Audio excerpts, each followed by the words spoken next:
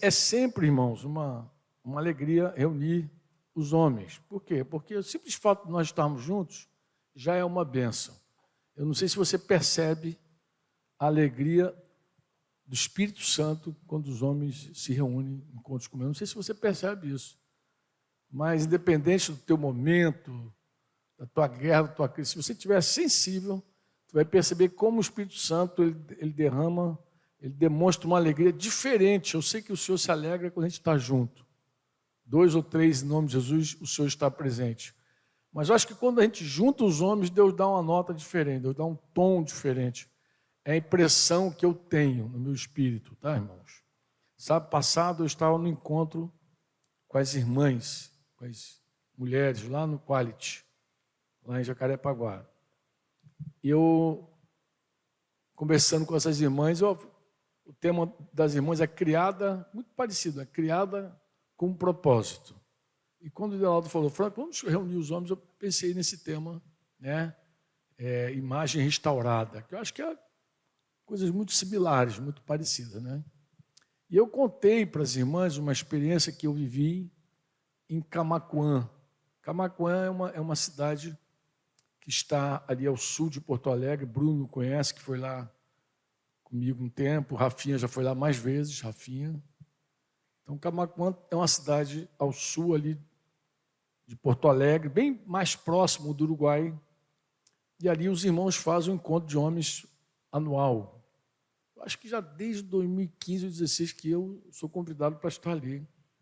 E numa dessas vezes, né, eu fui cortar o cabelo, esse pouquinho de cabelo que eu tenho, eu gosto de cortar. Fui numa barbearia ali próximo, ali em frente, onde nós estávamos hospedados. E é uma barbearia muito legal, né? Uma barbearia bem decoradinho, um rapaz muito cuidadoso, muito empreendedor, né? E tinha uma guitarra bem bonitona assim, atrás das cadeiras, enfeitando, né? Decorando a barbearia. Quando eu entrei na barbearia, a primeira coisa que me chamou a atenção foi ver aquela guitarra ali. Parecia que estava no quarto do músico, né? Eu, no primeiro momento, até pensei que ele tinha pendurado a guitarra ali e depois ele ia tocar no intervalo, mas não, ela estava decorando mesmo o ambiente. E eu, claro, não dava para não ver a guitarra, né? Eu acabei comentando a beleza da guitarra ali, ele gostou, curtiu a guitarra bonita. Eu falei, cara, eu gostei muito, mas aí avancei o sinal, né? Falei, mas o lugar dessa guitarra não é ali, ainda que você possa deixá-la ali decorando sem nenhum problema. Mas a guitarra ela não foi feita para decorar. A guitarra ela foi feita para emitir som. É um instrumento musical, não é um instrumento decorativo. Embora você pode decorar a tua barbearia com qualquer coisa, sapato, pode o que tu quiser ali, tu pode decorar, né? Como algumas mulheres usam aquelas sementinhas em vidros, né? Em potes, e deixam na cozinha. É uma decoração, mas o propósito da semente não é decorar. A semente não está ali para decorar. O propósito da semente é cair na terra de Jesus e morrer, para que dê fruto. Então, se o grão de trigo cair na terra e não morrer, ele fica só. Mas se ele cai e morre, aí sim ele dá fruto, né? Então, o propósito da semente é esse. E o propósito da guitarra é tocar. Falei com ele. E aí, entrei na vida do barbeiro, né? Eu falei, cara, eu não sei como é que está você. De repente, também você está vivendo sem propósito. E aí começamos a conversar, foi legal, terminou o cabelo e seguimos a conversa, né? Eu não sei se teve um intervalo, não sei se estava frio, não me lembro bem. Mas eu sei que no ano seguinte, Rafinha tocou nossa guitarra aí, Rafinha, meu genro. Tocou nossa guitarra, foi no ano seguinte, não foi, Rafa? Chegou lá no ano seguinte, e aí o cara, ele estava numa missão, num curso que ele estava fazendo, mas ele me mandou um recado, dizendo o seguinte, olha, a minha guitarra está aí, a minha guitarra está aí no local que ela deveria estar, na reunião da igreja, naquela reunião de homens, e a minha vida também está aí. A minha vida também, eu estou no Senhor, em Cristo, no meio dessa igreja. Aí foi uma alegria total, né, cara? Eu falei, poxa, ele voltou para o propósito dele, encontrou o propósito no corpo de Cristo, e a guitarra também, por sua vez, saiu da decoração e veio. Mas eu achei muito interessante contar essa história para as irmãs, por quê? Porque, em geral, quando você fala de propósito, você quer falar de propósito, é muito importante você descobrir primeiro o que é, né? E fiz um comentário no final da conversa com elas sobre um documentário, que é um documentário polêmico, claro, tudo que é polêmico, né, divide, mas é engraçado, porque a ideia do documentário, o documentário se fundamenta numa pergunta que o protagonista ali ele faz. E a pergunta é: o que é uma mulher? O que é uma mulher? Então o cara ele está numa crise do mundo pós-moderno, né? Com identidade de gênero, essa coisa todinha. O cara tem 4 filhos, parece que ele tem 2 rapazes, 2 moças, e ele então faz uma peregrinação pelos Estados Unidos, saiu até dos Estados Unidos, em busca de quê? De uma resposta a essa pergunta. Mas, afinal de contas, o que é uma mulher? E ela é muito interessante, a jornada dele, né? E é muito difícil você falar, por exemplo, de propósito sem saber do que a identidade, né? Então, em geral, quando a gente vê alguma coisa que a gente não conhece, que a gente não entende, a gente pergunta: o que é isso? Para que serve? Então, a gente pergunta o que é, e depois que a pergunta é respondida, que a pessoa diz: isso aqui é uma máquina de escrever. Tem alguns que nem sabem o que é isso, né? Para que serve? Embora o nome já dispare, máquina de escrever. Mas vamos dizer que fosse outra coisa, que tivesse um outro nome. Mas para que serve esse negócio, né? Aí você diz, então, papel carbono. Eu achei um papel carbono outro dia lá em casa, lá nas minhas coisas. Imagina achar um papel carbono, né, cara? Mas eu achei e deixei lá para minhas netinhas, meus netinhos, quando Noa ou as meninas passarem lá em casa. Fatalmente eu quero apresentar eles o carbono. Imagina, o que é carbono, né? Mas o que é isso, né? Isso aqui é papel. Para que serve? Não, para que servia? Agora não serve, mas pode servir em algum momento. Para que servia? Eu quero apresentá-los o papel carbono, mas assim também eu acho que a gente apresenta para os pequenininhos várias coisas que hoje eles não encontram mais. Mas é muito complicado falar, por exemplo, do propósito da mulher sem falar do que é uma mulher. Por isso que eu achei muito importante dizer para elas, levantar esse questionamento com elas. Afinal de contas, o que é uma mulher? E olha que o cara fez essa pergunta para várias mulheres. E aí, se você tiver curiosidade de ver o documentário, está em inglês, é What is a Woman, né? Se for mais britânico, é What is a Woman? Aí você vai lá e assiste, se tiver paciência, 1 horinha e pouquinho. Acho que dá para extrair alguma coisa desse documentário. Acho que está no YouTube, algum canto desse aí. Está no YouTube. E aí você acha, e aí gasta teu tempo, se te interessar, assistir, mas ver como anda o mundo, né? Como as pessoas são confusas. E a pergunta que eu fiz para elas foi: se você não sabe o que é uma mulher, como é que você vai saber para que ela foi criada? Né? Como saber o propósito de uma mulher se você não sabe o que é uma mulher? Eu penso, irmãos, que essa máxima, essa verdade, ela se aplica a nós também. Como assim, Franco? Eu acho que se alguém fizesse um documentário e perguntasse o que é um homem, não uma mulher, um homem, talvez muitos homens vão ter dificuldade de responder. O que é um homem, de fato, né? Ia ter dificuldade de responder. E quando você não sabe quem é você, dificilmente você sabe a sua missão, o seu propósito, né?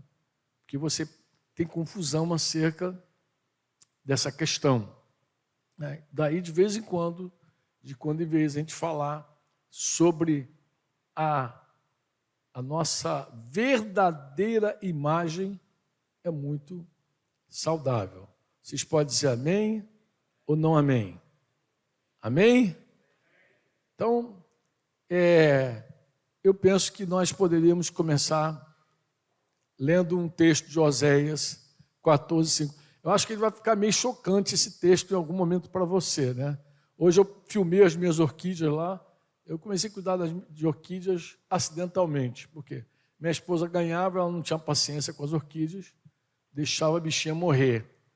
E um dia eu falei, cara, eu não vou fazer isso já desde Curitiba. Eu falei, vou começar a cuidar dessas orquídeas. E lembrei como minha mãe fazia com as orquídeas e comecei, inclusive, a conversar com elas. E elas sobreviveram, saíram de Curitiba, vieram para o Rio de Janeiro, estão vivas e agora estão naquela fase das flores, estão tão lindas, né? Lá na minha varandinha. E eu filmei assim e mandei lá para o grupo da família as orquídeas, dizendo, hoje tem reunião de macho. Botei lá.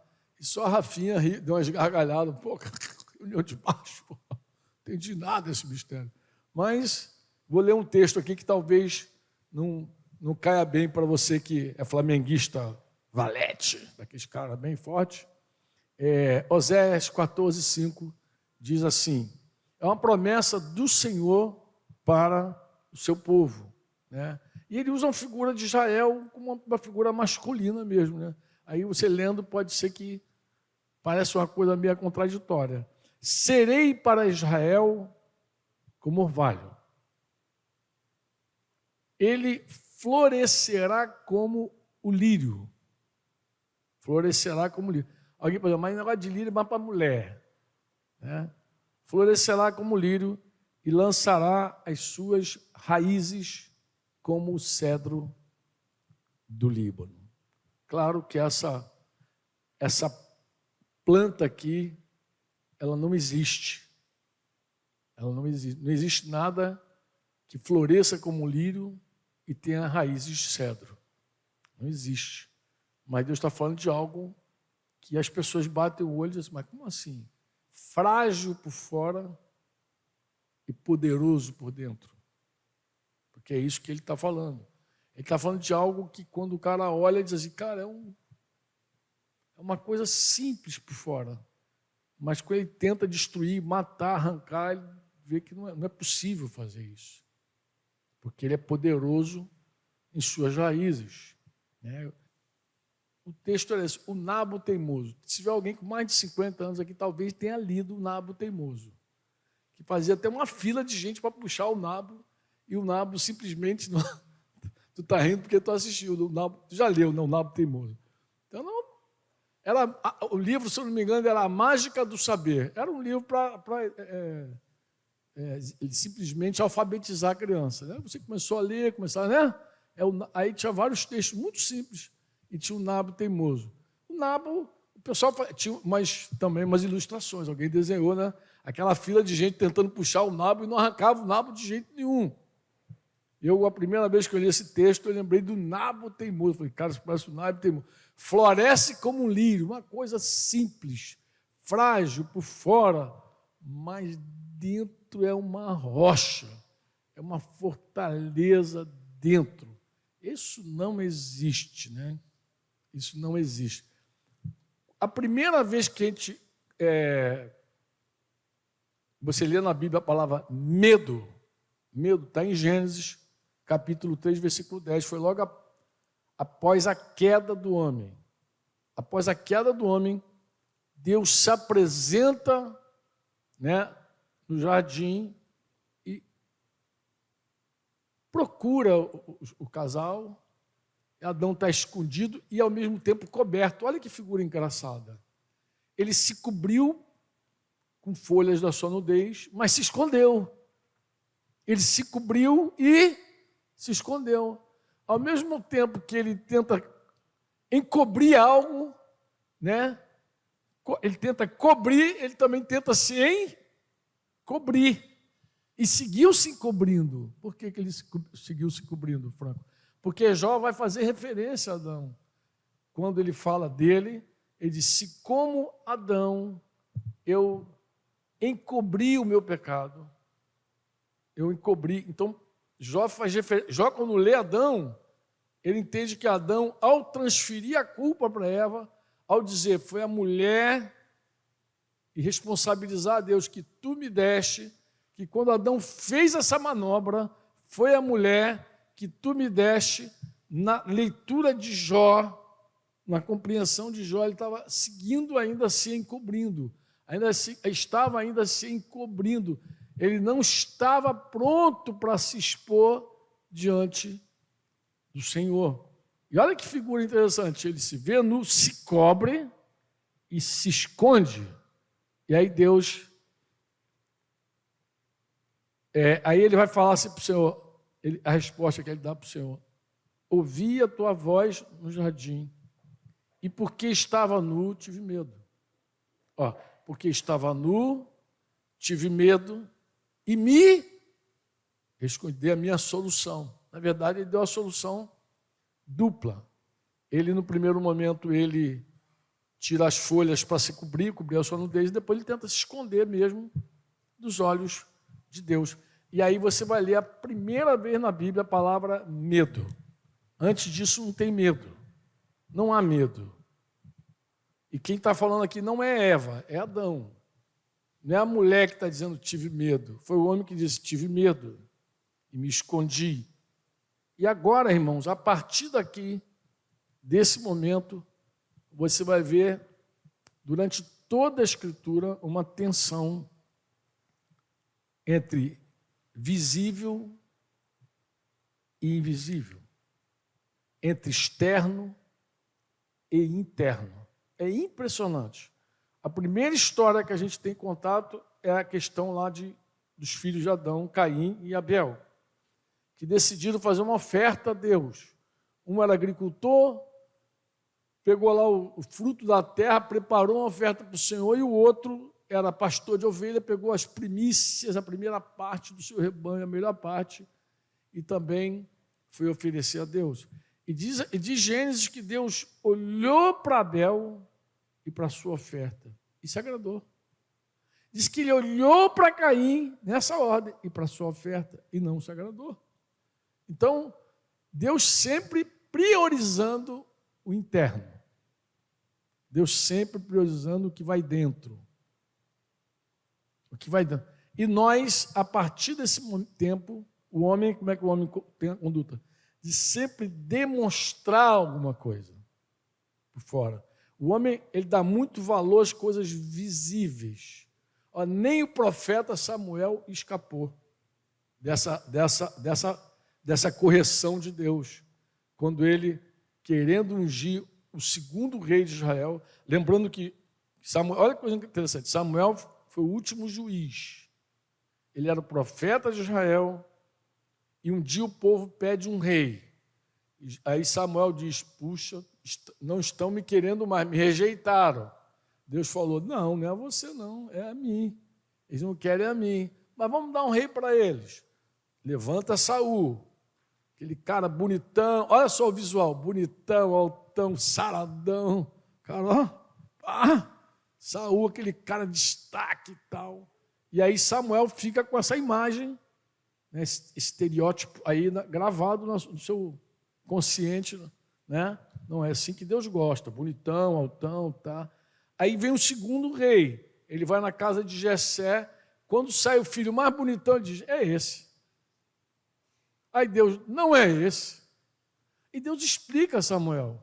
Deus fala: o homem vê o exterior, eu vejo o interior do coração.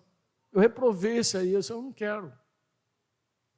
Então o homem vê o exterior, mas Deus vê o interior do coração. Aí você diz: pô, mas Deus enganou ele então com Saul? Não, amado, a história de Saul é linda. Saul era um homem humilde. Olha a história de Saul, ele se perdeu no caminho, ele se perdeu na honra, na glória, no poder, ele se perdeu aí, mas ele não era aquele cara.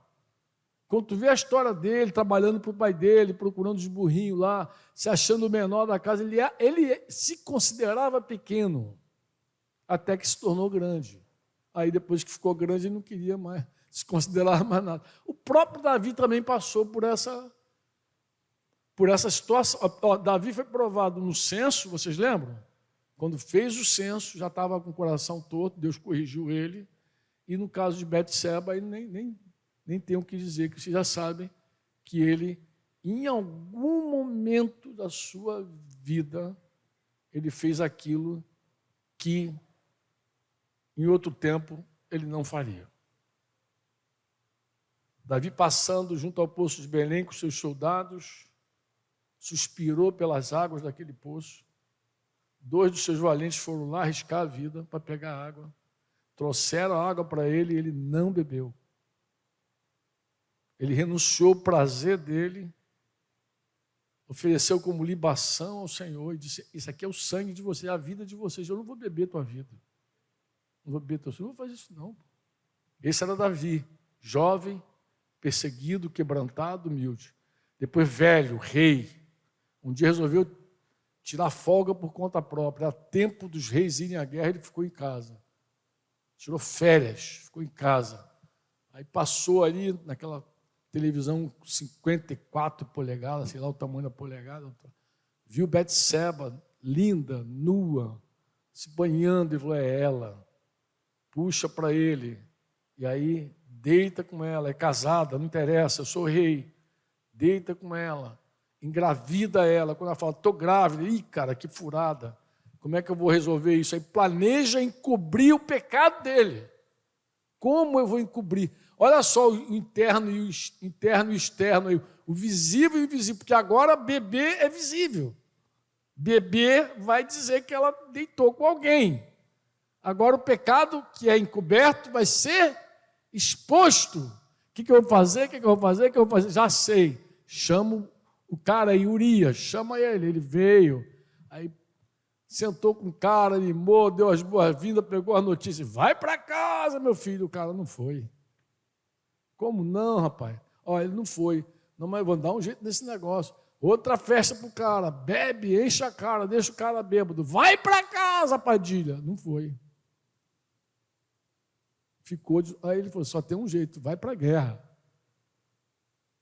E já recomendou a Joabe colocá-lo num lugar que fatalmente ele morreria. Lembrou Saul. Porque quando Saul quis matar Davi inicialmente, não jogou lança nele, não.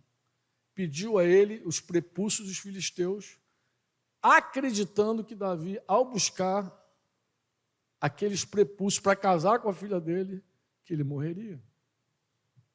Aquele dote ia custar a cabeça dele. E Davi foi, enfrentou os filisteus, Deus foi com ele, ele matou, tirou os prepúcios, trouxe.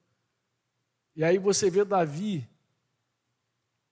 fazendo o contrário de quando era jovem. Quando era jovem, ele sacrificou o prazer pelos amigos. Velho, ele sacrifica os amigos pelo prazer. Ele faz o contrário.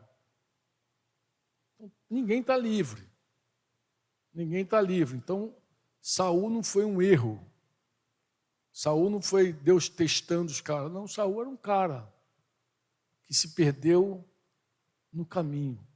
Lamentavelmente, se perdeu. Não era um caso que Deus já, vou botar esse cara aqui porque ele vai fazer Israel tropeçar. Não. Só que Samuel, ele é que se enganou, porque Saul era um cara bonito. Ele não era só humilde e bom filho, ele era um cara bonito, destacado, com aparência. E como o homem vê a aparência, não vê o que está dentro, ele ficou com aquela ideia de que Deus, ele usa o top, entendeu? Que Deus não dá muita atenção para o pequenininho, feinho, que não tem muita aparência, que Deus não dá muita...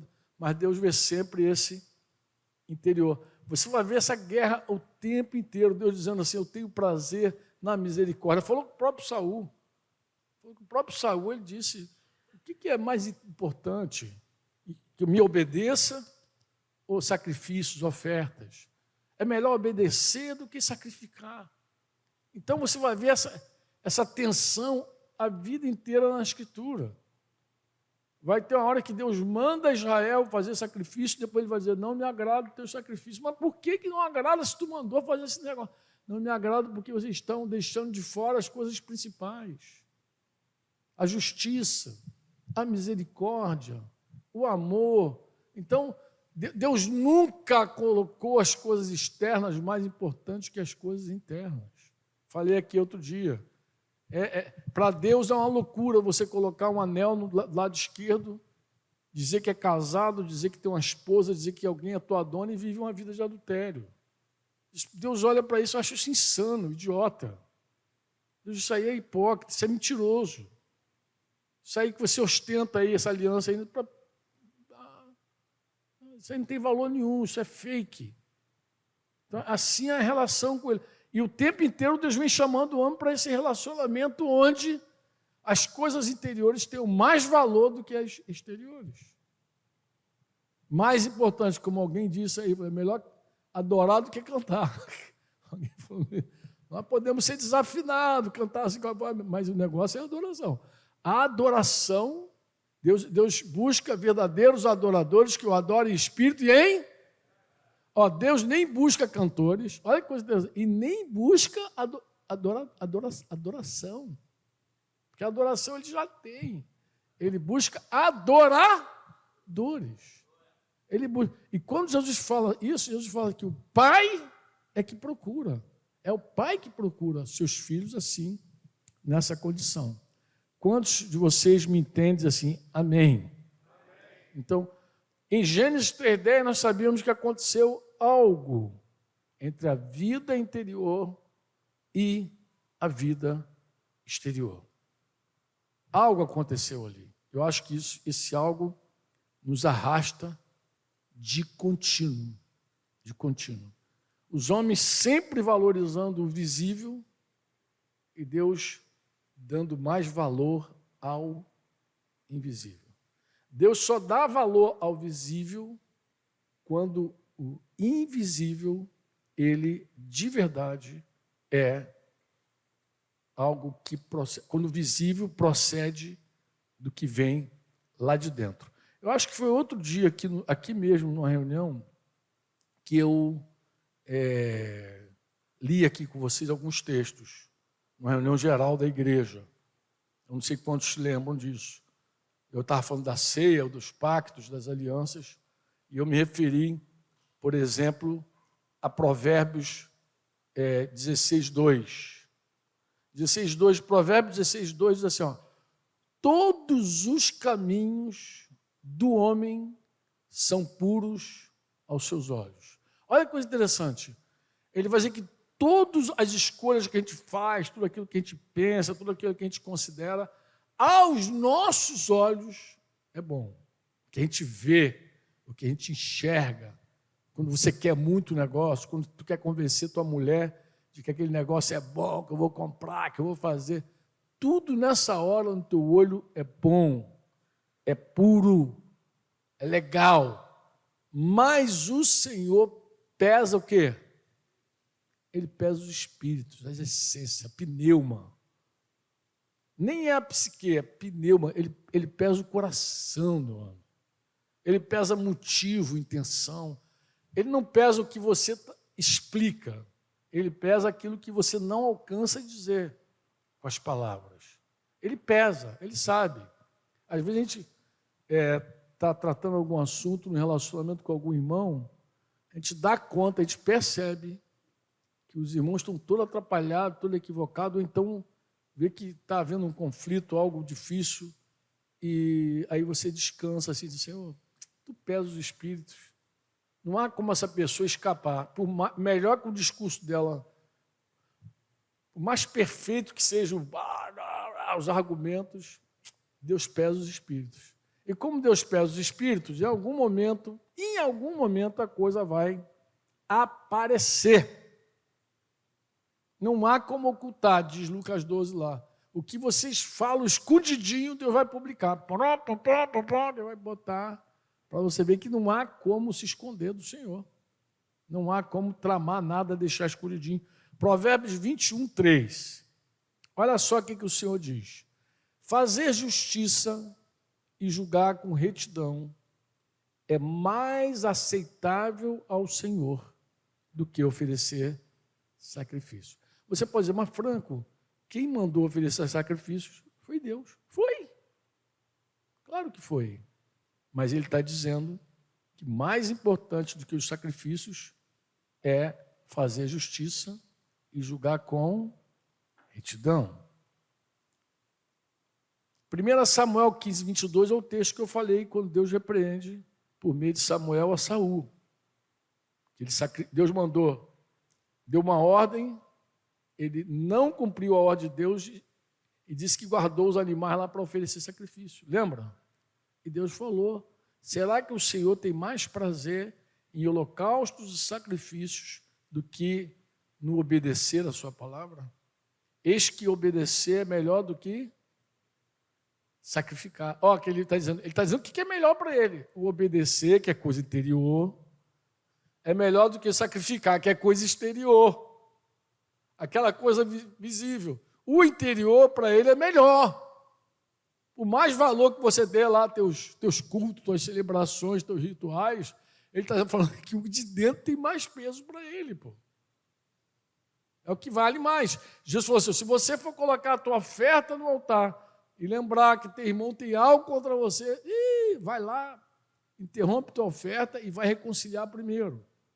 Por que, Franco? Porque Deus dá mais valor. Que você reconcilie com o teu irmão. O teu relacionamento com o teu irmão tem mais valor para ele do que o teu culto.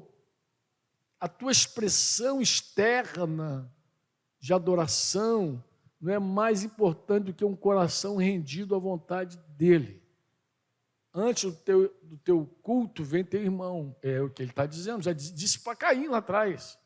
Quando Caim disse, por acaso eu sou guardião do meu irmão, sou guardador dele. Você é guardião do teu irmão, você cuida do teu irmão. Deus pesa essas coisas, Deus dá valor a essas coisas. Né? Isaías 1:11, Deus está aqui, chega. Deus está clamando, Isaías 1:11, ele está que não aguenta mais.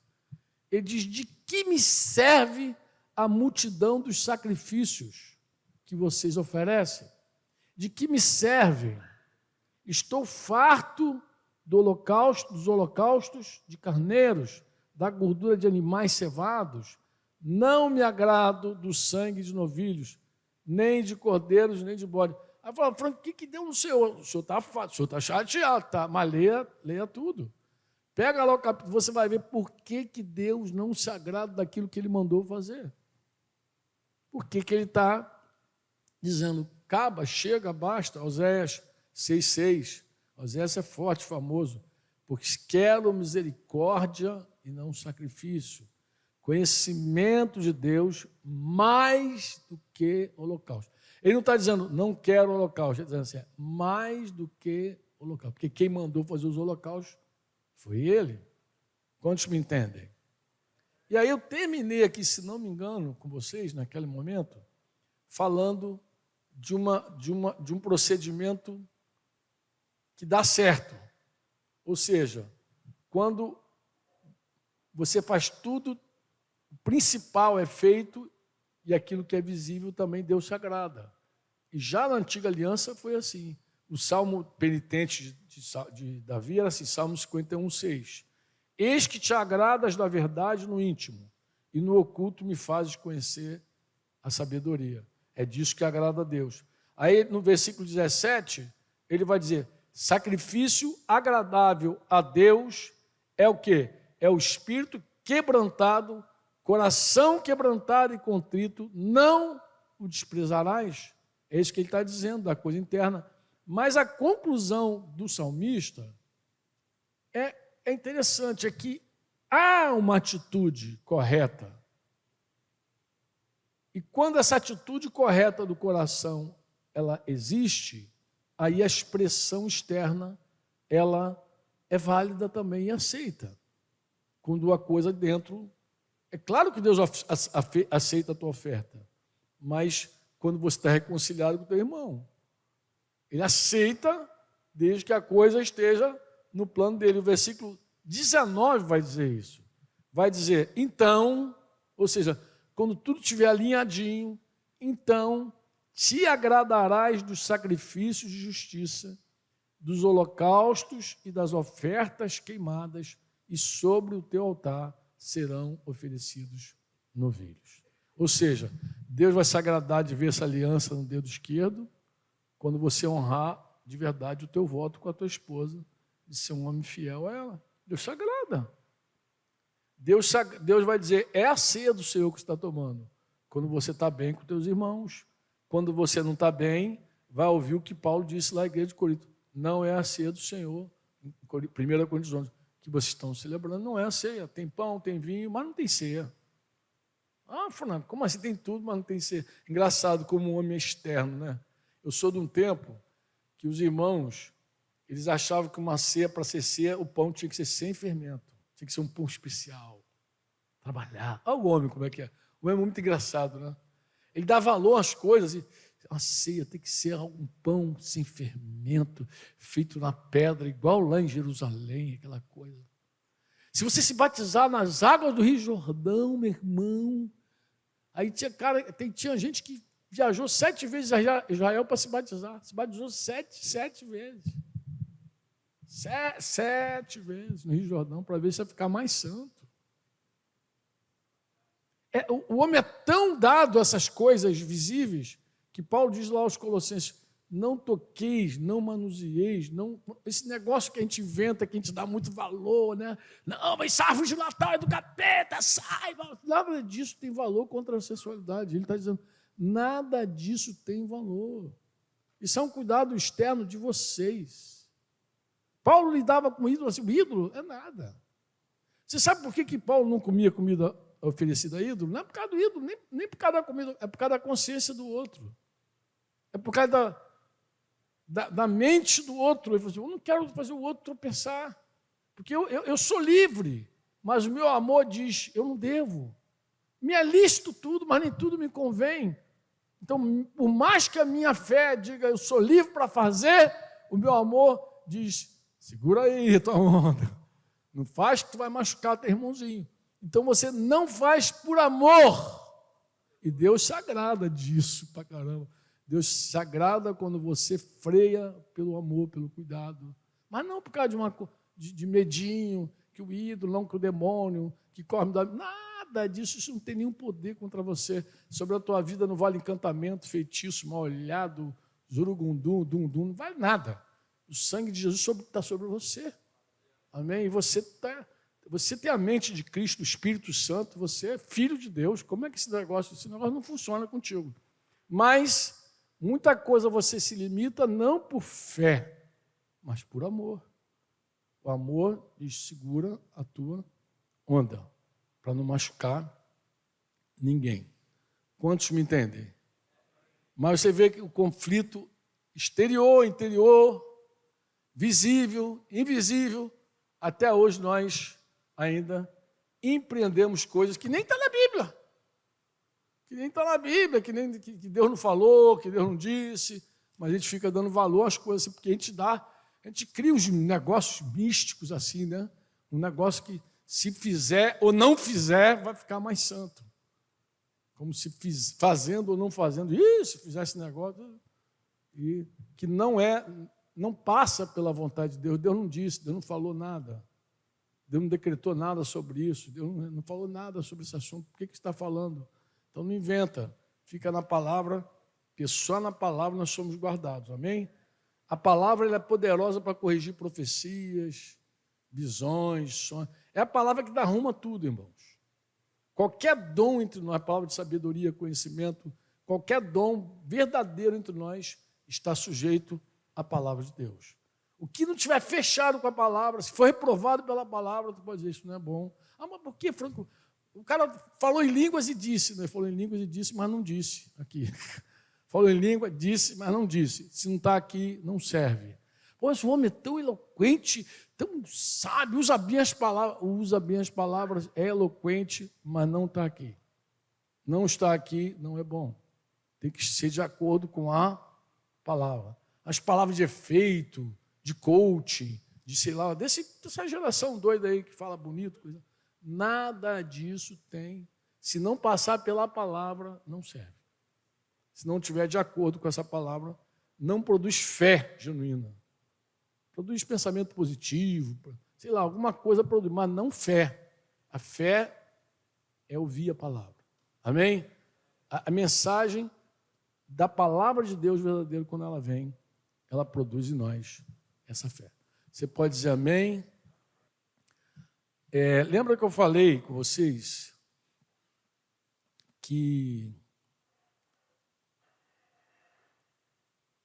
no dia que Adão pecou, ele não só perdeu a vida eterna, a vida com Deus eterna, comunhão com Deus, né? O cara cria um problema teológico, né? A minha conexão com Deus acabou. Mas quando você perde a tua conexão com Deus, aí você cria vários outros problemas. Porque é como se a nota da tua vida, que dá harmonia para a tua vida, cessou. Então, a hora que você não tem conexão com Ele, relacionamento com Ele, você cria um problema psicológico, que aí você mergulha numa ignorância, numa confusão, em temores de vários tipos, e busca refúgio em droga, bebida, vícios, jogo, que você quer se inebriar em diversão, em qualquer coisa que dê prazer, que te faça esquecer essa vida louca, doida, né? Lembrando que quando o homem saiu do jardim, Deus fez uma promessa assim de corrigi-lo, né? E falou para a mulher: você vai dar à luz com dores, e ao homem ele disse: você vai comer com o suor do teu rosto, vai ser tudo mais difícil, mais duro para você, e a terra vai produzir espinhos e abrolhos. No último encontro de homens eu falei sobre esse assunto. Eu falei: irmãos, você acha que Deus está falando da terra apenas, ou você acredita que Deus está falando de algo mais transcendental? Por quê? Porque nós homens, enfrentamos espinhos fora da terra. Porque se aquela palavra de Deus fosse só com relação à terra, então nós, uma vez longe da terra, na cidade grande, a gente estaria fora do alcance daquela palavra. Ou você acredita que na nossa jornada nós enfrentamos espinhos e abrolhos? Que nós somos aqueles caras que tem que matar um leão por dia? Que correr atrás é difícil para nós. As coisas não tem nada fácil. E quando é muito fácil, vão te dar um golpe. Quando é muito fácil, vão te dar uma pernada. Ou vão roubar dinheiro de você, ou você vai roubar dinheiro de alguém. Se tiver muito fácil. Não tem nada fácil. Nós somos homens que enfrentamos espinhos, como Jesus enfrentou o seu próprio espinho. Jesus não trabalhava na terra. Trabalhava com madeira. Talvez um espinho tivesse acertado ele em algum momento. Mas, em geral, Jesus estaria fora daquele alcance, mas ele sofreu, inclusive na sua própria coroa de espinhos. Paulo disse que ele tinha um espinho na carne, e não era agricultor, Paulo. Paulo não estava lá, virando lá a terra, arando o campo, quando o espinho pegou ele. Não, ele estava falando de um outro tipo de espinho. Um espinho que foi colocado nele para quebrantá-lo. E ele convivia com aquele espinho na carne dele. Então, eu perguntava para aqueles homens, eu falei: meus irmãos, será que esse espinho, esse abrolho, essa erva daninha, que Deus está falando com o homem, o masculino, o sexo masculino, ele está falando apenas com relação à terra, ou ele está falando com relação à vida? Ele está dizendo que a nossa vida vai ser um grande desafio. Nós vamos nos deparar com espinhos e abrolhos. Caio estava lá, né, Caio? Caio Paulino. Tu lembra desse papo, né? Então, eu estava perguntando para aqueles irmãos naquele primeiro momento, né? Mas agora eu não estou falando apenas desse momento consequente, né? Mas eu estou falando dessa guerra interior do homem com relação àquilo que é visível e àquilo que é invisível. Tem um texto nas Escrituras que eu já perguntei a vários irmãos, assim, já citei várias vezes, em várias ocasiões alguém disse: pô, Franco, eu nunca li esse texto. Eu falei: mas está na Bíblia. É Lucas 11, 44. Né? Os judeus, os religiosos, esses mais do que todos davam muito valor às coisas visíveis, às coisas externas. Né? Eles queriam impressionar as pessoas, os homens, por suas manobras visíveis, né? Aquilo que o homem podia ver. E Jesus ensinava os discípulos o contrário. Jesus mandava ele dar valor àquilo que o olho humano não vê, não aplaude. Jesus falou assim: quando for dar a tua oferta, não dê oferta para ser visto pelos homens. Porque se você quer ser visto pelos homens, você já recebeu a tua recompensa. Se você vai socorrer alguém do mesmo jeito, jejuar, orar, não faça para ser visto. Não seja como esses hipócritas. Jesus falou assim, não, porque aqueles caras, eles ficaram profissionais em se tornarem santos aos olhos dos outros. Então, eles ficaram profissionais em demonstrar a santidade, uma profissão, demonstrar a santidade. Tanto que os judeus usavam nas suas roupas aqueles filactérios. E os caras alongavam os filactérios. E ficava igual aqueles bate-bola, uns filactérios maior, para dizer assim, é mais santo. Então, quanto maior o filactério, mais santo é a pessoa. Sempre um sinal visível de santidade. Sempre um sinal. E eles criam, os judeus criam, na lei, obviamente, e a lei dizia para não tocar em morto, e eles depois criaram, claro, a tradição judaica, ela se aperfeiçoou em vários aspectos, a agregar aquilo que a palavra nunca disse, mas eles evitavam todo tipo de sepultura, túmulo, para não se contaminar, para não ser contaminado. Aquele sacerdote que descia ali o caminho para Jericó, naquela história que Jesus conta lá do bom samaritano, muito provavelmente ele não se aproximou do cara porque o cara estava nu, semi-morto, e se ele tocasse no morto não podia. A lei dizia não tocar, mas naquele momento a tradição judaica dizia para não se aproximar tantos côvados, não me lembro se é 2, 3, côvado é dessa distância, essa distância aqui, um côvado, 2, eu não me lembro, então ele não podia se aproximar muito para não ser contaminado. Então, na hora de morto era um problema sério, ele podia sentar no lugar onde a mulher menstruada sentou, senão ele ficava contaminado, e uma vez contaminado, ele, sacerdote, não podia oferecer sacrifício, ele tinha que aguardar o dia da purificação para ser puro de novo. Mas Jesus, no capítulo 11, versículo 44, ele vai dizer que aqueles homens são como as sepulturas invisíveis, sobre as quais as pessoas passam sem perceber.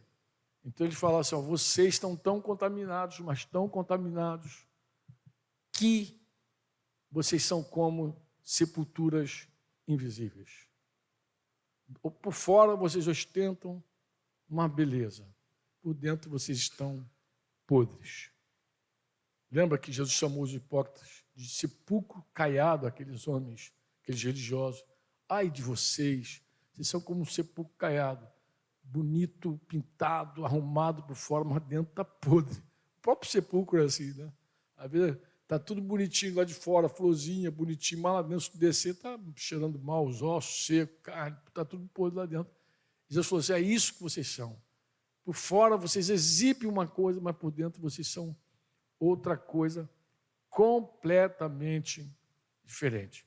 E aqui, irmãos, tem uma coisa assim que eu queria concluir com vocês nesse dia. Talvez Deus nos proporcione um outro momento para a gente falasse só com os homens.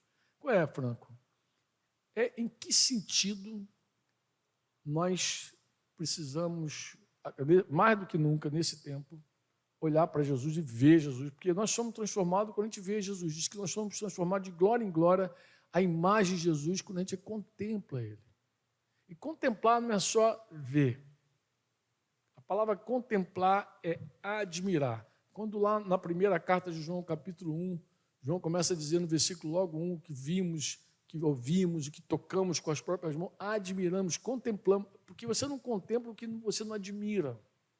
Então você precisa ver de verdade tão profundamente Jesus e admirá-lo. E aquela admiração por Jesus te transforma.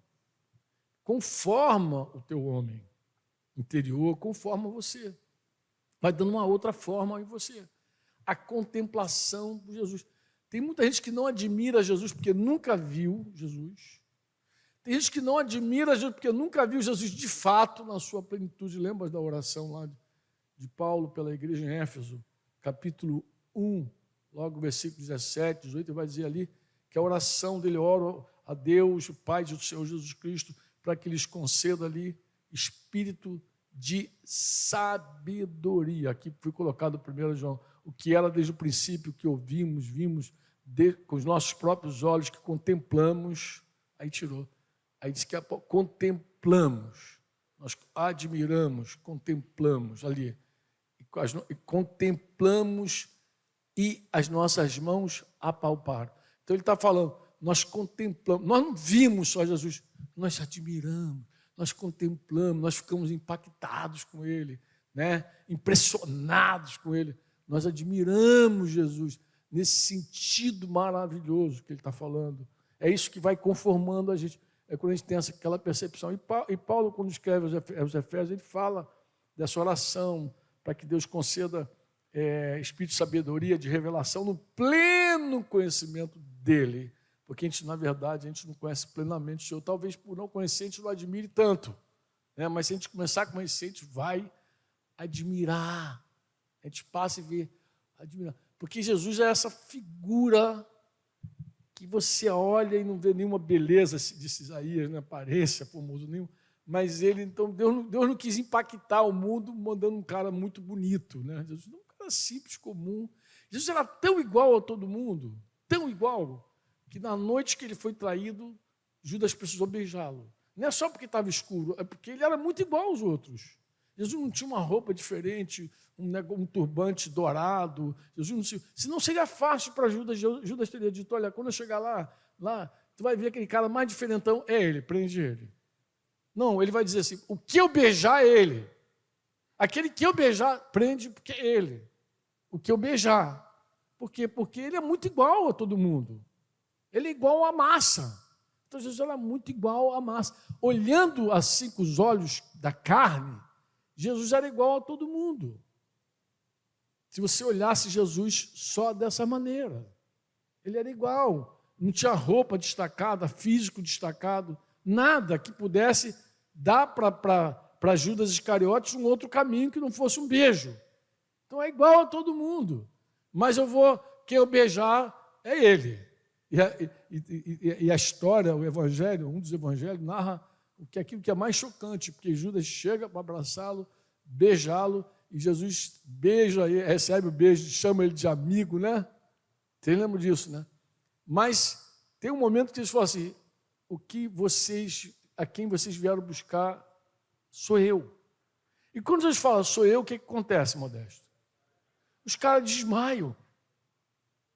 Os caras desmaiam, quando eles caem, eles ficam apavorados. Jesus, é a mim que vocês estão buscando, não são eles, não. Olha que figura interessante. Por fora, ele é um doce. Por fora, ele é uma pessoa agradável. Por fora, as crianças amam, quer estar com ele, quer ficar ouvindo. Por fora, parece uma mãe, um lírio, um cordeiro. Mas por dentro é um leão. Por dentro é um leão, é feroz, por dentro. Por fora é tranquilo, né? Aquela tranquilidade todinha por fora. Quem é Jesus? Tão simples, humilde. Mas de vez em quando Jesus dava uns rugidos assim, os caras davam aquela estremecida. Nesse dia o leão rugiu. E rugiu pelo menos umas 2 vezes. Igual aqueles filmes de Nárnia, né? Você sabe que Nárnia, o leão ali, tu sabe que é Jesus, né? C.S. Lewis, quando contou a história de Nárnia, ele queria colocar a relação de Jesus, o leão de Nárnia é Jesus. Como é que é o nome do leão mesmo? Aslan. É Aslan. Então, Aslan ali é a figura de Cristo, né? Que vai para a mesa de pedra, que morre, que ressuscita, que morre pelo Edmundo. Curiosamente, é Edmundo, morre pelo mundo, morre pelo cara malvado, né? Eu me lembro até de uma história de uma irmãzinha, muito engraçada aquela história. A irmã não tinha assistido ainda Nárnia, não. Aí juntaram lá as discípulas para assistir Nárnia. Pensa numa figura engraçada. E aí está todo mundo sentado para ver Nárnia. Aí ela começa a ver o filme, daqui a pouquinho ela começa a ver o desenrolar ali da trama. E ela começou a perceber que o leão ia fazer alguma coisa pelo Edmundo, pelo garoto, ia dar a vida pelo... Ela não acredito que o leão vai dar a vida por esse garoto sem noção, por esse moleque sem vergonha. Aí começou a ficar contra o leão, porque o leão ia... Ah, meu Deus! Quando o leão, então, troca de lugar com o Edmundo, aí ela pira. Não é possível, levantou do sofá assim, não é possível um negócio desse, que esse filme... Até que, quando ela se acalmou, ouviu a explicação. Querida, esse leão é Jesus. E esse Edmundo é você, somos nós. essa troca. Então, naquela noite, o leão rugiu. Aqueles homens que estavam acostumados com espada, madeira, aquela coisa toda, eles valentes por fora, mas como era dentro deles?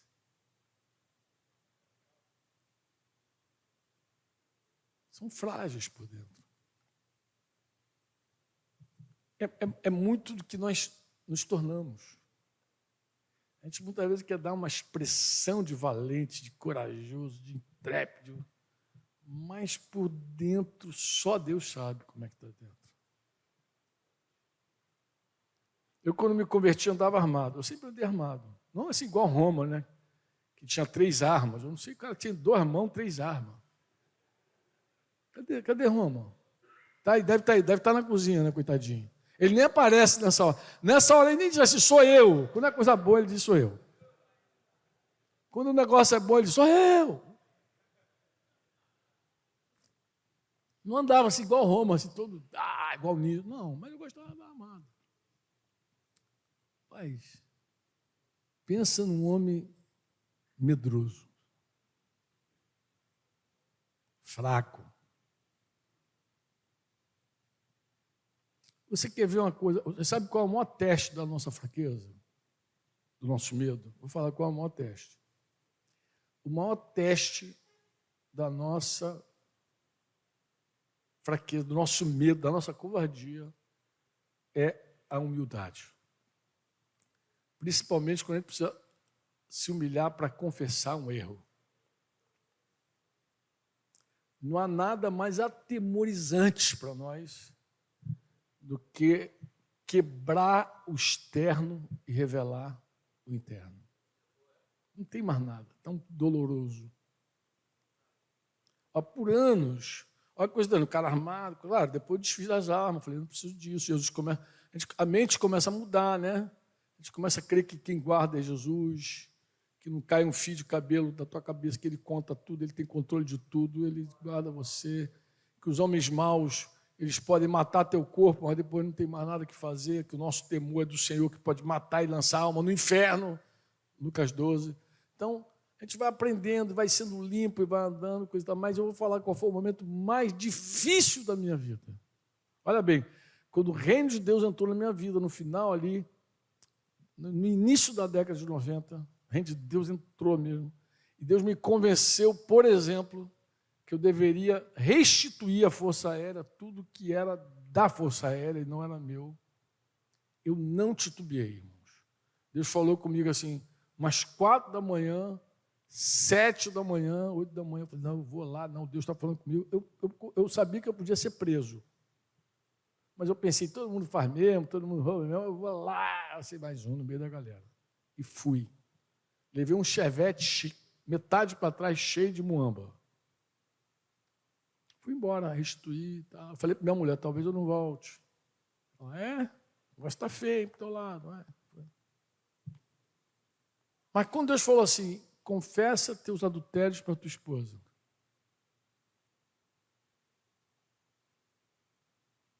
Sabe que eu ouvi isso direito? A Bíblia me dá respaldo para eu esconder esse negócio. Dos seus pecados não me lembrarei mais. Por que eu vou levantar um negócio que Deus já perdoou? Aí começa. Justifica dali, explica. Irmão, 1 semana, 2 semanas, 3. Mas qual era o problema, Franco? O problema é você se despir, se desnudar e mostrar quem você é. E o que você tem medo? O mesmo medo que Jó falou. Se eu, como Adão, encobri meus pecados, foi por medo. E Jó explica o medo dele. É o medo que eu tinha das famílias, do desprezo das famílias. Ele tinha medo de ser desprezado. No mundo onde não tem amor, onde as pessoas já nascem carentes desse amor, todo mundo quer ser amado, surge a possibilidade de você ser desprezado. Você construiu uma reputação, você tem uma imagem a zelar. Tem gente que tem que fazer, eu tenho uma imagem a zelar. eu tenho um nome a zelar. Tá bom, você tem um monte de coisa para zelar. Só que é o seguinte, Deus não vai edificar a imagem de Jesus onde tem um ídolo. Não vai. Ele precisa destruir esse ídolo para começar a construir essa imagem. Eu lembro como se fosse hoje o drama que foi para eu ser convencido por Deus a abrir meu coração com a minha esposa, sem transferir culpa, sem dizer, você não me procurava, você brigava muito, você ficava me amolando, você não sei o quê, você não me deu o carinho que eu esperava que você me desse, eu queria uma mulher carinhosa, você é bruta, fala igual homem comigo. Todas aquelas desculpas que eu tinha. Porque quando você vai confessar uma desgraça, uma miséria, uma infidelidade, porque o problema é a infidelidade. Você prometeu uma coisa e fez outra. Quando você vai confessar para aquela pessoa que está contigo todo dia, não é aquela que tu vai confessar e depois não vai ver mais. Também tem isso, né? Vou lá, confessei, tá bom. Não, eu vou confessar e vou conviver com ela todo dia, aquela carinha olhando para você, tu não sabe se vai dormir, se vai botar água fervendo na orelha, tu não sabe nada, tu fica ali naquele impasse. É verdade, eu queria em tudo possível. Mas qual era o maior medo? Era da água fervendo? Não. Ser preso? Não, porque eu fui para o quartel entregar minhas mombas. Então qual era o maior medo? Me despir, me mostrar, me revelar. Eu já ouvi vários homens de Deus, quando confrontados sobre pecado, quando alguém pergunta, mas por que você não falou? A resposta qual foi? Medo. Tive medo.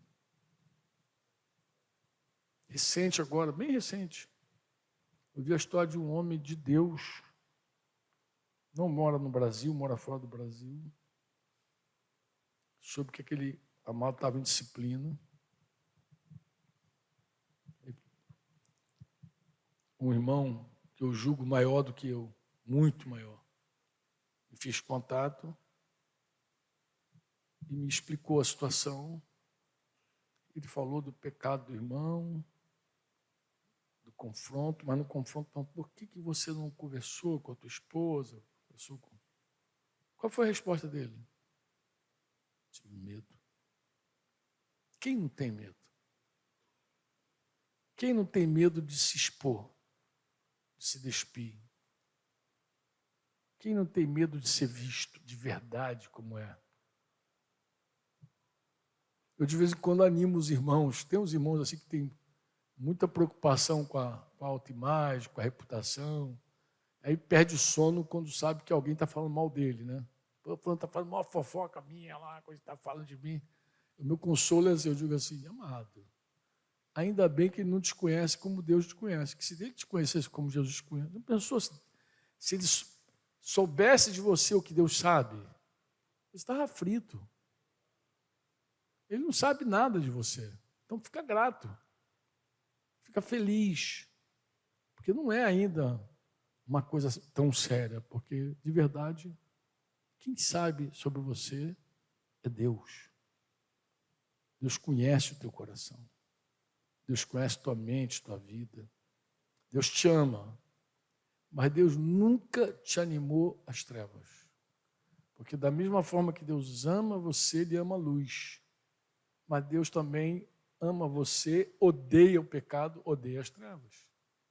Deus odeia da mesma maneira, da mesma forma. Quantos de vocês me entendem? Amém? Você pode dizer amém ou não? Amém. Deus é invisível. Você diz amém ou não? Mas Deus, Ele se faz visível. Deus se faz visível de várias maneiras. Romanos capítulo 1, versículo 20, Paulo vai dizer que os atributos invisíveis de Deus, isto é, seu eterno poder, a sua divindade, claramente se reconhece desde a criação do mundo, sendo percebidas por meio das coisas que Deus fez. Por isso, os seres humanos são indesculpáveis.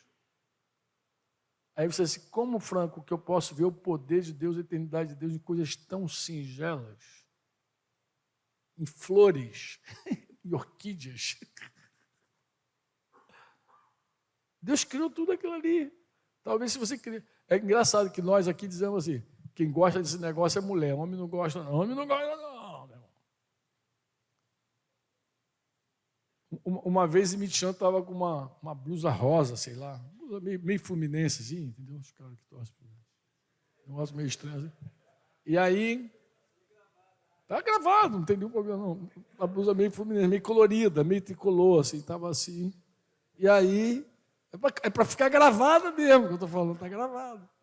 E aí alguém brincou com ele e falou assim, e me tinha essa... porque tem países que reprovam algumas cores, de verdade, a gente estava num outro contexto, num outro país, e alguém fez uma menção assim, essa cor aqui o homem não usa, não. Aí ele respondeu assim, todos os colores são de Deus. Então é verdade. Todas as cores são de Deus. Qual é a cor que não é de Deus? Qual é a cor que não é? Oi? Todo preto e vermelho, né? Olha lá. Olha o que o cara teve que dizer aqui para mim agora. Dizer que preto e vermelho não são do Senhor, não. Já diz o aquele cabo, como é que é o nome dele?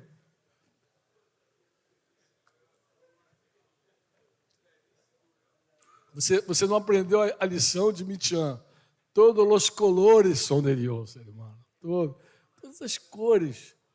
Aí você consegue pensar assim, cara, Deus se manifestou nessas coisas visíveis. Você crê nisso? Que quando você olha para a criação, para o céu, para a estrela, cara, que coisa tremenda é o Senhor. Você diz amém ou não? Cara, eu estava lendo uma ilustração esses dias sobre o meu nome, Servo Livre, né? Sérgio Franco. Eu falei, meu Deus, que coisa. Eu sempre tento explicar para os irmãos, o seguinte, irmãos, nós somos escravos de Deus, servos de Deus. Mas essa servidão a Deus não é nada comparado à servidão ao mundo, ao pecado, nem dá para comparar. Cara, mas eu vi uma ilustração, falei, meu Deus, que ilustração perfeita é essa? Claro, o autor ele não trilhou pelo caminho que eu vou dar aqui, que eu vou falar, eu agreguei algo mais, porque eu queria falar da coisa completa, mas ele me deu o que eu precisava. Para pensar num passarinho. Modéstia que dizia que tem dois tipos de pássaro, um que canta para ser livre, outro que canta o preso e o solto, né? Um canta porque é livre, o outro canta para ser livre. Isso é a versão dele, né? Claro que a gente não sabe por que o pássaro está cantando. Para mim ele canta porque ele glorifica a Deus de um jeito ou de outro. Mas vou usar uma expressão aqui, a ideia que vai dar com exatidão para você, o que eu captei, espero que você capte também, que usa até. Falando sobre servir a Deus e servir qualquer outro. Uma coisa é um pássaro preso, escravo na gaiola. Está preso, por mais que ele cante, por mais que ele voe naquele espaço, ele está escravo, ele está preso. É escravo. Se você pegar o pássaro, tirar a gaiola e botar assim, em vez de solto, tu vai dizer assim, meu Deus, ele agora está ali.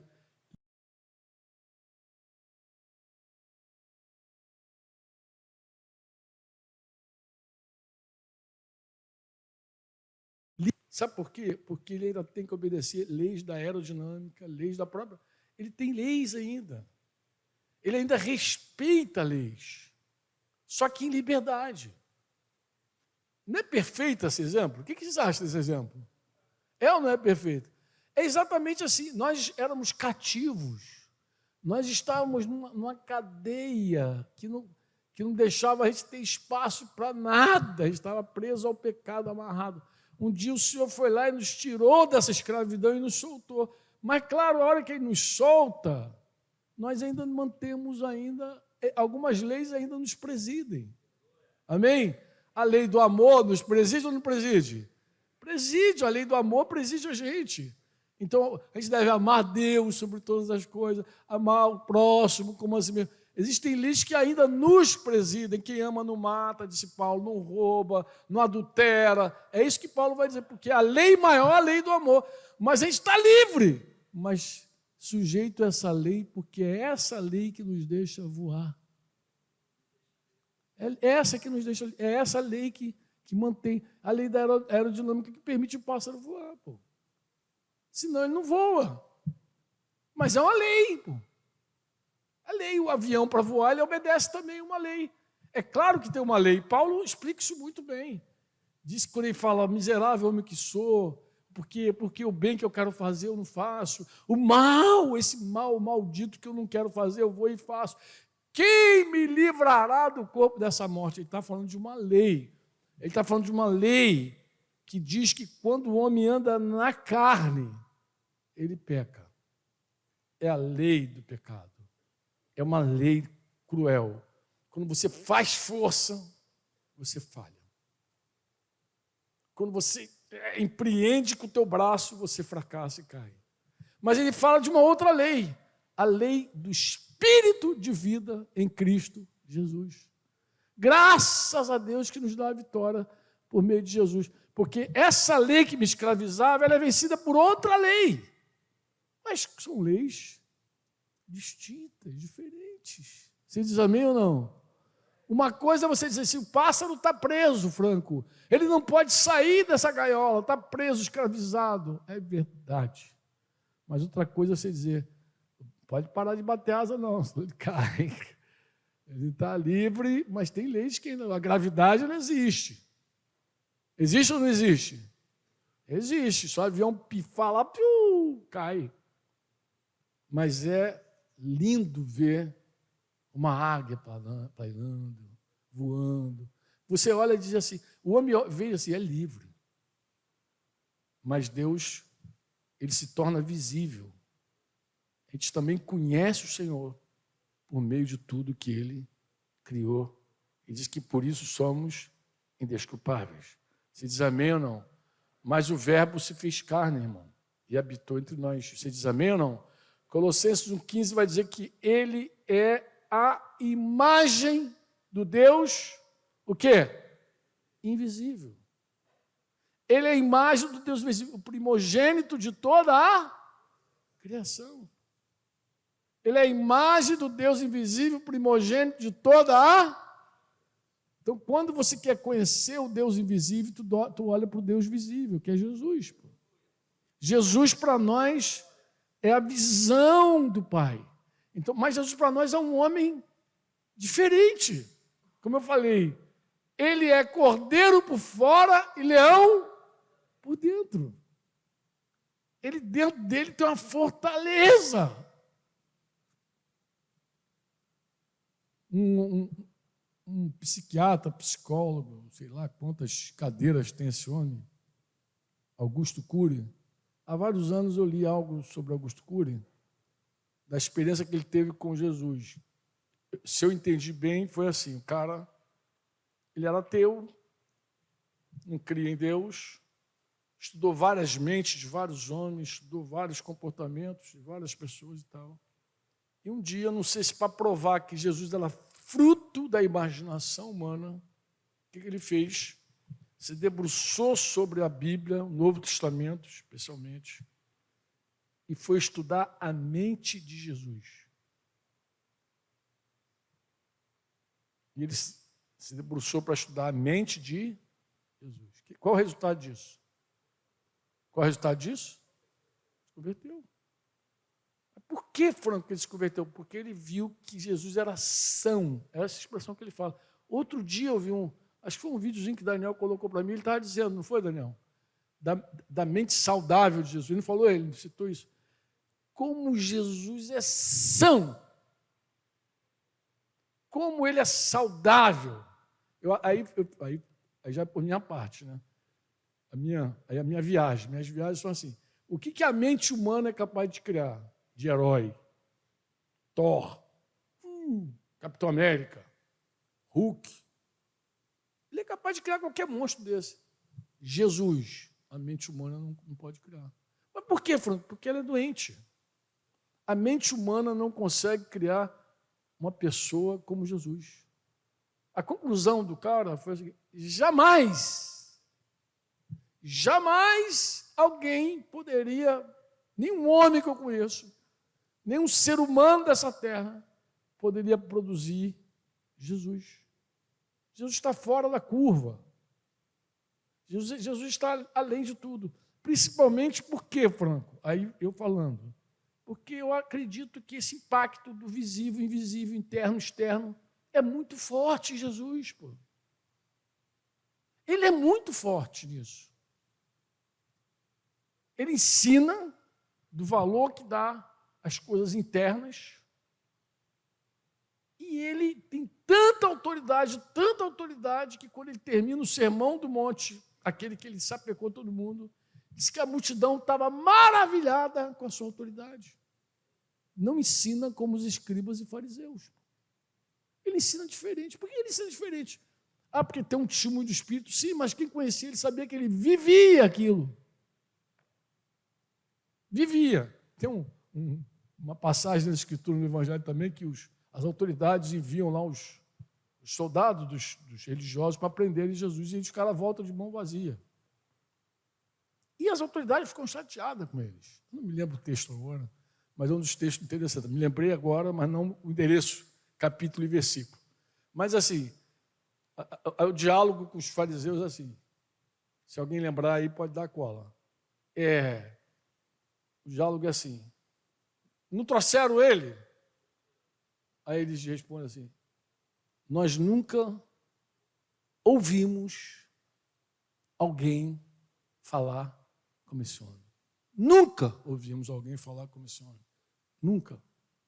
E os caras se tornaram discípulos dele também, agora vocês são discípulos dele também. Os soldados foram lá com a missão de prender. E voltaram impactados. Mas o que impressionou? Eloquência? Sabe o que foi eloquência? Sapateado? Sabe que ele fica... O que impressionou? Eu vou dizer para você o que eu acho que impressionou. Além do poder do Espírito Santo, é a certeza de que Jesus não falava de boca para fora. Não era algo para impressionar as pessoas. Ele falava a verdade, o Espírito e a vida saía com uma autoridade dele mesmo, dele viver. Jesus falou assim: aprendam de mim, porque sou manso e humilde de coração. Eu sou. Ele não disse: aprenda comigo, porque eu estudei a Torá desde criança, sei tudo. Não, amados. Aprendam comigo, porque eu sou mestre. Não. Aprendam de mim, porque eu sou manso e humilde de coração. Manso e humilde de coração. Sou assim. Mas essa mansidão e essa humildade não anula coragem, anula força, anula humildade, anula. Não. Sendo Deus, não considerou ser igual a Deus. Antes se esvaziou de toda a posição, de toda a autoridade, de toda a glória. Se esvaziou de tudo, adoração, tudo, se esvaziou e se fez homem. Nasceu numa mulher, uma virgem. Tem um desenho animado, uma animação da Sony, que foi proibida lá na Europa, chamada A Estrela de Belém. Eu assisti por causa dos netos. Irmãos, é impactante aquela animação. Quando eu assisti, já assisti acho que sei lá quantas vezes, perdi as contas. Outro dia eu assisti de novo lá em casa, os netos. Cara, você chora. Você chora com a história do burrinho, que acreditava que existia para transportar reis. Ele queria ser parte de uma comitiva real, levar pessoas à autoridade, coisa e tal. E ele foi o jumentinho que teria levado Maria até Belém. E depois, quando o neném nasceu, seguiu viagem com ele. E ele fica impactado quando ele descobre que não era o rei, era o rei dos reis. É o Senhor. Cara, o desenho é engraçado pra caramba, mas você chora, cara. Pensa numa coisa que se arranca a lágrima. Porque aí você lembra do nosso Deus que se esvaziou, se fez homem, bebê. Não fez um homem, não chegou gigante aqui, não, chegou bebê. Bebê cresceu, foi menino, adolescente, adulto, homem. E quando chegou a hora dele cumprir o propósito dele, ele falou: esse é o cálice do meu pai. Falou para Pedro, desarmou Pedro, seu soldado, consertou a caquinha de Pedro lá, quando cortou a orelha de Malco, corrigiu. E ele falou assim: esse é o cálice do meu pai. É difícil ver o cálice do pai, tá, irmãos? É muito difícil. Quando algo ruim está nos acontecendo, em geral a gente pensa que é o diabo, o inimigo, o irmão bicudo, o irmão que não me quer, meu chefe que não me ama, que está me perseguindo. A gente vê tudo, menos Deus, cara. É um negócio horrível. Horrível. É difícil ver. Davi desarmou 2 vezes Abissai. Desarmou Abissai na caverna quando ele queria matar Saul. Não vai tocar no ungido de Deus. Aí de mim tocar, desarmou. Quando ia matar uma autoridade. E desarmou Abissai quando Abissai queria matar Simei. Simei jogando pedra em Davi. Ele foi lá e desarmou o soldado dele. Outro dia eu falava com uns irmãos, lá em Cabo Frio, dizia: irmãos, ter soldado não é problema. O problema é ter soldado cego. Porque soldado cego, ele vai te animar e ir contra Deus. Deus está te resistindo e o soldado está te empurrando para a espada de Deus. Isso é furada. Nem a jumenta fez isso. A jumenta que vê é melhor que o profeta que não vê. Irmãos, é coisa séria. Então você fica ali naquele embate.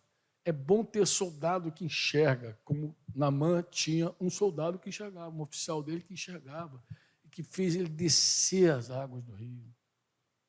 Foi o general dele lá, um oficial dele, que falou: meu senhor, não é nada demais.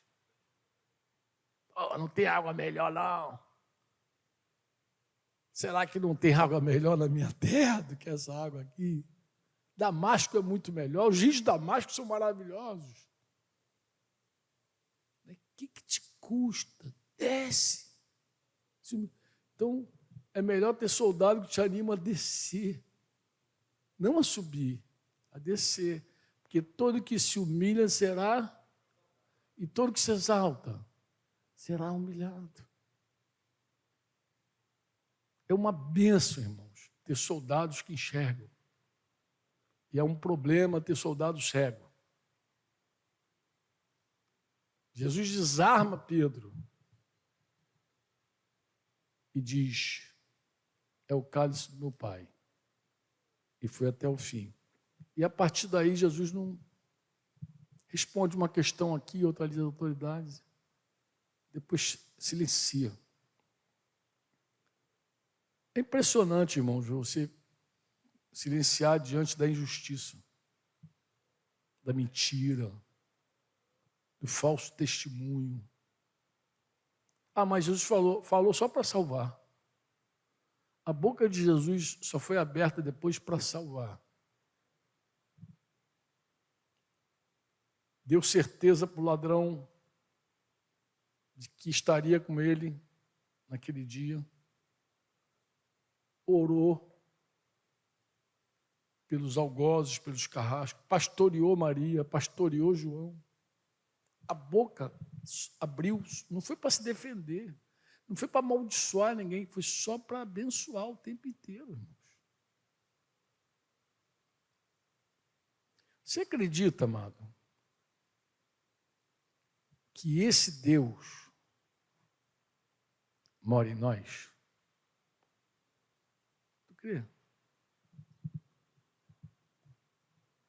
Tu crê que toda crise que a gente tem é porque a gente não quer se identificar com essa humildade, com essa mansidão, com essa coragem? Você crê nisso?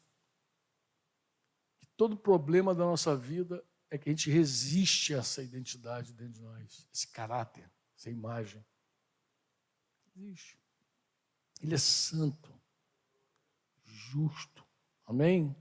Mas também é misericordioso, é bondoso, é severo, mas é bondoso. Ele está dentro de mim e dentro de você. E na nossa jornada, em vários momentos, ele vai pôr à prova o quanto eu quero, o quanto você quer ser parecido com ele. Esse dia eu estava numa reunião e os irmãos cantaram aquela música: que ele cresça, que eu diminua, que ele apareça, que eu me constranja com a sua glória e todo o seu infinito. Foi muito interessante, os irmãos estavam cantando. Eu estava me lembrando que essa música é inspirada na declaração de João, o Batista, lembra? Importa que ele cresça e eu diminua. E eu fiquei pensando assim, eu falei, meu Deus, que engano que a gente cai. Nós somos de uma geração que acredita que quanto maiores formos, mais Jesus será conhecido. Que ridículo. Pensei, Deraldo, em todos aqueles esforços ministeriais, denominacionais, de tornar o nosso nome célebre, para que Jesus seja conhecido. E depois, na maior cara de pau, a gente canta, que ele cresça, que eu diminua. Eu falei, meu Deus, que ridículo, cara. Acho que é difícil até dizer que é de coração cantar essa música. Eu acho que a gente nem é de coração porque a gente não tem nem compreensão do que está cantando. A gente não compreende, irmãos, o que nós de fato estamos ministrando. Que ele cresça e que eu diminua. Mas não, dentro de nós. Que ele cresça dentro de nós, que eu diminua. Que ele cresça para as pessoas, que ele fique famoso e eu anônimo. Que ele se torne conhecido, eu desconhecido. É isso que ele está cantando.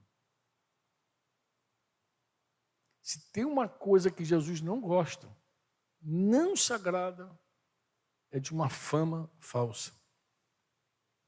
Falou com Sardes assim, eu tenho contra você o seguinte, dentre as listas, você tem nome de que vive, mas está morto.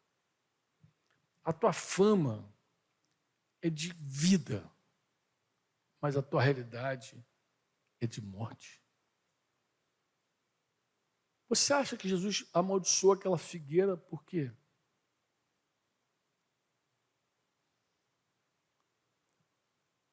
Eu li, certa vez, não sei se é verdade, que uma figueira é capaz de dar frutos 10 meses ao ano. 2 meses a figueira, ela não dá fruto. E disse Marcos que Jesus avistou uma figueira de longe. Ele colocou os olhos, Marcos, capítulo 11, versículo 13 e 14.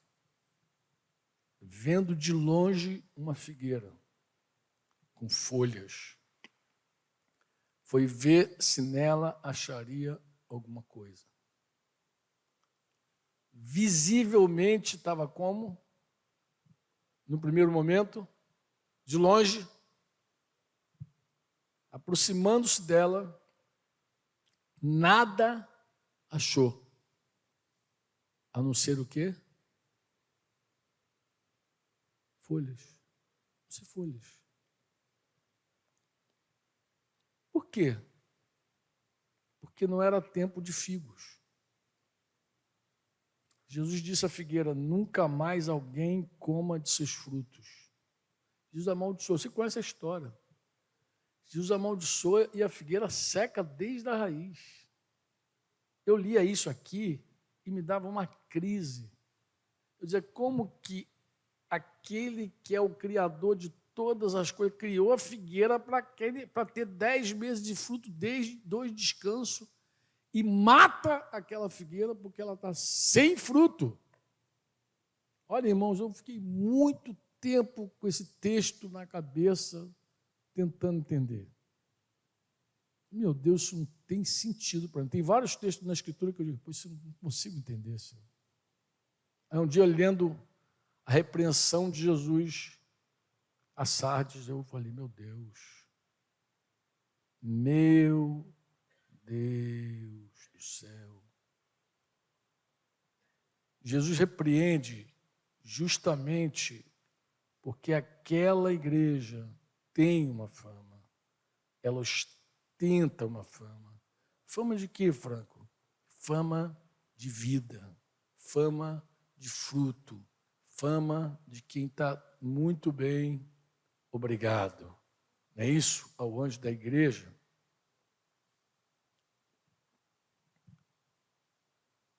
Ao anjo da igreja em Sardes, capítulo 3, versículo 1. Estas coisas diz aquele que tem os 7 Espíritos de Deus e as 7 estrelas. Conheço as obras que você realiza. Que você tem fama de estar vivo, mas está morto. O que é visível. Eu falei que ia terminar, né, irmão? Vou terminar agora. Conversava com um rapaz, um homem. Falei, tá, tem que ser essa história desse cara. Conversava com um homem. Ele, lutador de jiu-jitsu, campeão, aquele cara fortezinho. Estava passando uma crise conjugal, estava separado da mulher. E ele me contou a seguinte história. Falou, Franco, eu quase morri, tive entubado no Covid. Como assim, cara? Atleta, forte. Imagina um cara forte, atleta. Imagina. E ele, na época do Covid, ele desprezou o Covid. Ele falou, sou atleta, lutador. Esse cara, eu sei uma história dele, não sei se é fato, mas o pastor dele me contou que um dia lá na Argentina, 3 bandidos foram roubá-lo, assaltá-lo. Ele quebrou os 3. Aí levou para a delegacia, ele e os 3 bandidos queriam prender ele porque quebrou os bandidos. Ele, turista, quebrou os bandidos. Então, desse cara. Entendeu? E ele falou comigo que pegou a Covid e quase morreu. Entubou. E disse que num desses dias, lá entubado, morre, não morre, ele disse que percebeu que o espírito dele saiu do corpo. Saiu e disse que a morte estava ali presente. E, de repente, alguém apresentou uma bandeja, ele entendeu que aquela bandeja era dele. Então, uma mulher, uma figura, um ser, passou para ele uma bandeja, essa bandeja é tua. E ele entendeu que com aquela bandeja ele ia se apresentar a Jesus. Só que a bandeja estava vazia. Aí bateu nele um desespero. Ele falou, não tem nada na bandeja. O que eu vou apresentar para Jesus? Não tem nada. Você sabe que na lei de Moisés tem um mandamento que diz para não se apresentar a Deus de mãos vazias? Sim. Sabia disso? E ele, não sei se ele conhece essa lei, mas ele bateu nele no desespero. Ele viu uma bandeja, ele sabia que tinha que apresentar o que para o Senhor? Frutos. E estava vazia. E bateu um desespero, ele começou um clamor ali. Não, eu não quero te ver assim, sem fruto. Diz que, de repente, como se a oração dele tivesse ouvido, ele voltou de novo lá para a cama, assim, puf. E ele, mesmo entubado, ele pensou, vou viver. Deus ouviu o meu clamor. Aí saiu dali, nós estávamos ali conversando, no entardecer, ali em São Pedro da Aldeia. Ele me contando essa história, e eu falando, Ele falou, Franco, como é que eu vou dar frutos? E eu falei, só vivendo no Espírito. Na carne, na força do teu braço, não vai dar fruto para Deus. Sem fé é impossível agradar a Deus. Na carne é impossível agradar a Deus. Tudo aí está escrito. Eu falei, você precisa aprender a vida no Espírito de Deus. Você precisa contemplar Jesus e ser transformado de glória em glória na imagem do Senhor. Por quê? Porque folhas sem fruto é perigoso. É melhor ser uma árvore seca e ser visto de longe como seco do que dar uma aparência de que tem alguma coisa e fazer Jesus se aproximar quando não tem nada. Ostentar folhas e não ter fruto é um estilo de vida carnal, humano. Não é o que Deus tem para nós. Você crê nisso? Quantos percebem que o Espírito Santo está aqui no nosso meio? Já deu conta que ele está aqui? Olha, irmãos, tenho convicção que o Espírito Santo está aqui entre nós. Convicção. Vamos orar? Vamos ficar de pé em nome de Jesus e orar?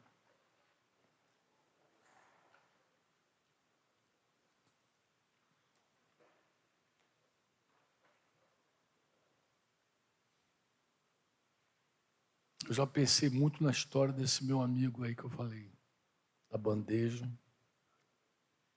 e dos frutos. Irmãos, como eu já pensei nisso. Depois dessa conversa, eu voltei a falar com Deus. Eu falei, Senhor, tem misericórdia de mim.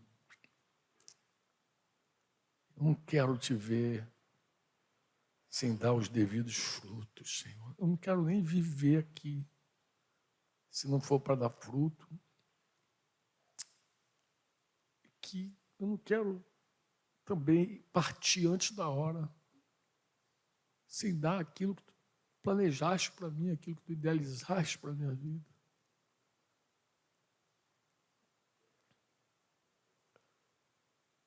Eu quero dar frutos, sendo transformado à imagem de Jesus, me parecer com Ele cada vez mais.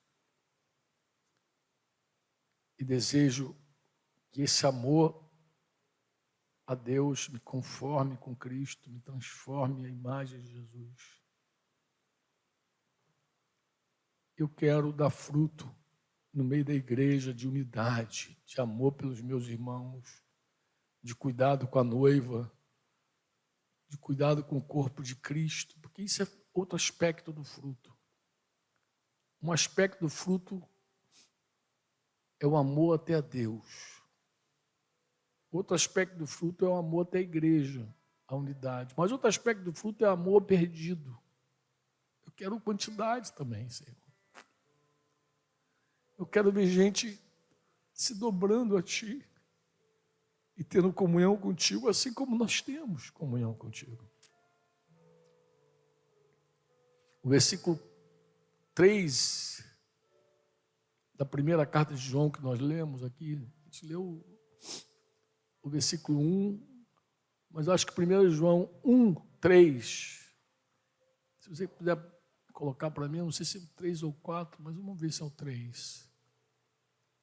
Que João vai voltar a falar, a primeira carta de João, capítulo 1, versículo 3.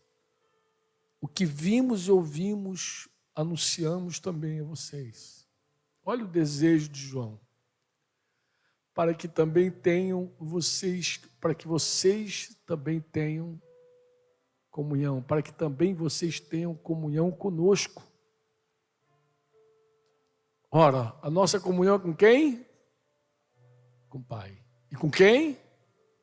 Seu Filho, Jesus Cristo. Esse amor para fora tem que dar fruto também, quantitativo. Tem que ser qualidade, unidade e quantidade. Ah, papai.